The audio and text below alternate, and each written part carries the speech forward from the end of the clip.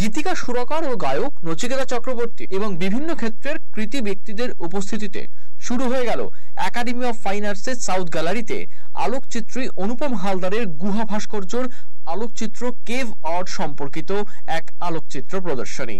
আলোকচিত্রের বক্তব্য অনুযায়ী অজন্তা ইলোরা ও এলিফ্যান্টা গুহর বিভিন্ন আলোকচিত্র দেখা যাবে প্রদর্শনীতে। বলে রাখা ভালো, আগামী ৩রা মার্চ পর্যন্ত চলবে প্রদর্শনী।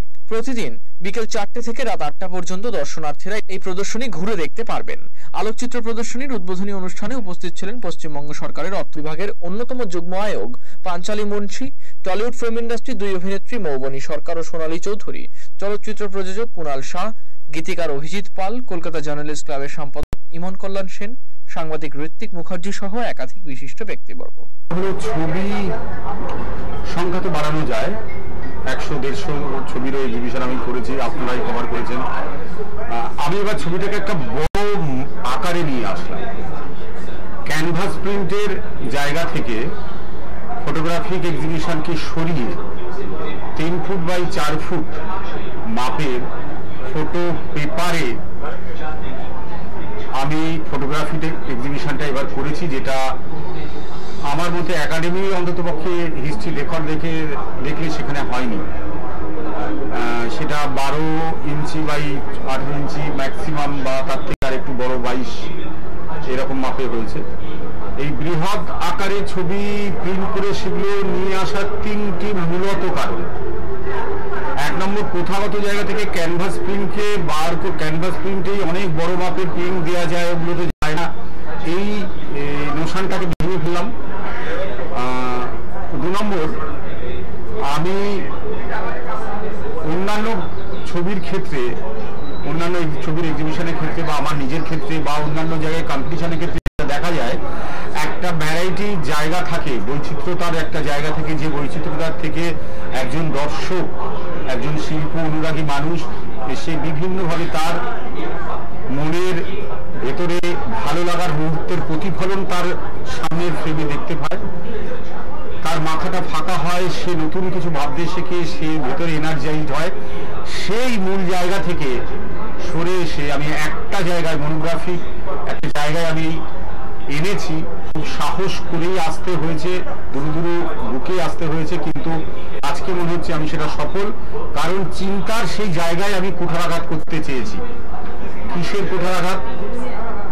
আজকের যুগের যে বিরাট ডিজিটাল যুগ, সেই যুগে এত চাকচিক্য চারিদিকে, এত গ্ল্যামারাইজড এক একটা সেক্টর, সেকশন, এক্সিবিশন, এভরিথিং।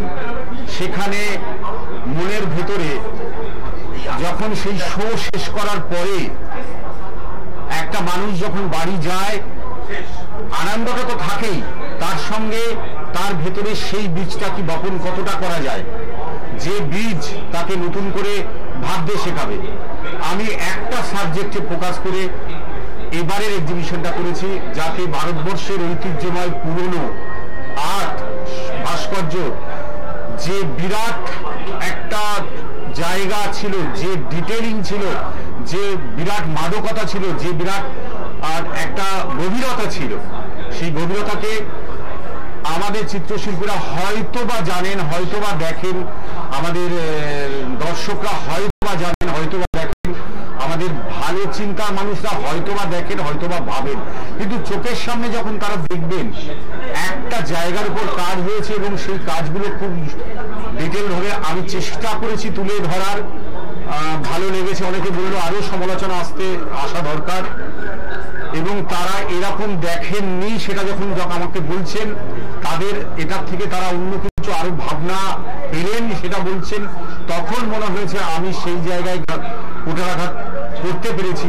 যে একটা চিত্র প্রদর্শনী, একটা আলোকচিত্র প্রদর্শনী শুধু হই হই করে দেখে ভালো লাগা মন্দ লাগা ছবি অল্প নেওয়া, সে নেওয়ার বাইরে চিন্তার উদ্রেক করে আমাদের নিজের তৈরি করা, আমাদের পূর্বপুরুষদের তৈরি করা দ্বারা যে ভাস্কর্য, যে শিল্প আমাদের বর্তমান ভারতবর্ষে এখনো আছে, যেগুলো অনেকটা হয়তো অবহেলিত, যদিও সারা বিশ্বে ইউনেস্কো থেকে শুরু করে সবার কাছে এটা স্বীকৃত, তা সত্ত্বেও সেগুলো আছে।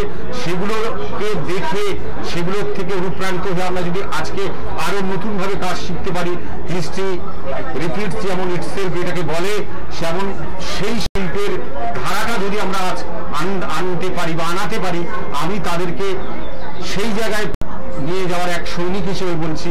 আমি তো একটা ছোট্ট একটা বেরু যে আমি সেটা নিয়ে এসেছি। আগামী প্রজন্মের শিল্পীরা, আগামী প্রজন্মের আলোক চিত্রশিল্পীরা, আগামী প্রজন্মের চলচ্চিত্র শিল্প প্রতিষ্ঠারা তারা ভাবুক, তারা দেখুক। আজকে অনেক প্রডিউসার এসছেন, আজকে অনেক চিত্র পরিচালক এসছেন, তারা উৎসাহ দেখিয়ে গেছেন এটা নিয়ে। এটা আমার কাছে বড় পাওনা।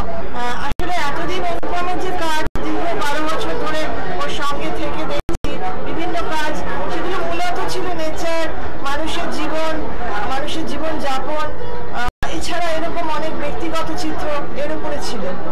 এই প্রথম একটা অন্যরকম অনন্য সাধারণ সাবজেক্ট, সেটা হচ্ছে কেভ আর্ট।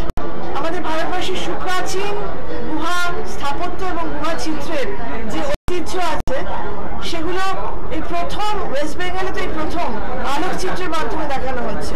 এত বড় একটা পরিসরে, এত বড় সাইজের ফটোগ্রাফি, এই প্রথম আলোকচিত্র যেটা গুহা চিত্রকে তুলে ধরেছে, গুহা স্থাপত্যকে তুলে ধরেছে। এটা একটা অন্য রকমের অ্যাটেম্প্ট অবশ্যই।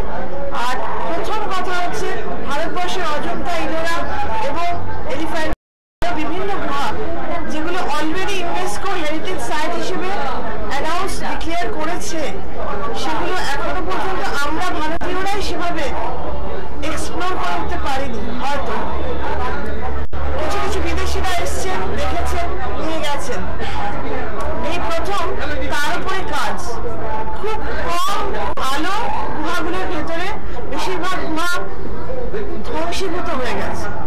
বেশিরভাগ চিত্র অত বছরের চিত্র, যেগুলো পুরনো একদম সুপ্রাচীন যুগে বুদ্ধিস্ট সন্ন্যাসীরা একে একে দীর্ঘদিন ধরে এঁকেছিলেন, দীর্ঘদিন ধরে পাথর খোদাই করেছিলেন, তাদের হাতে টুলস বলতে ছিল পাথরেরই তৈরি বিভিন্ন রকমের ডিভাইস, আধুনিক মতন, সেগুলো দিয়ে করেছিলেন। সেইগুলো এখনো পর্যন্ত তাদের অনেকটাই ইন্ট্যাক্ট রয়েছে, কিন্তু বহু গুহা নষ্ট হয়ে গেছে, বহু গুহাতে ঢোকাই যায় না। মাত্র কয়েকটা গুহা রয়েছে যেগুলোতে ঢোকা যায়, এবং খুব কম আলোতে এই চিত্র দিতে হয়। হয়তো 100-150 শাটারের মধ্যে একটা চিত্র কোনো রকমের ঠিক আমাদের মনোগ্রাহী হবে বা আমাদের ডিসপ্লের মতো হবে, সেইভাবে নেওয়া অসীম ধৈর্য এবং অসম্ভব পরিশ্রমের ফসল এগুলো, এবং একটা অন্য রকমের কাজ। বারবারই বলছি, কলকাতাবাসী যারা পশ্চিমবঙ্গবাসী, পশ্চিমবঙ্গের বাইরের লোকেরাও এখানে আজকে আছেন, অনেকে আমাদের সঙ্গে, অনেক বিদেশি রয়েছেন, জার্মানি থেকে এসছেন, মালয়েশিয়া থেকে এসছেন। তারা সবাইকে অনুরোধ করবো, 3 তারিখ পর্যন্ত চলছে প্রদর্শনী, আপনারা সবাই আসুন, তো অন্য রকমের কিছু দেখুন।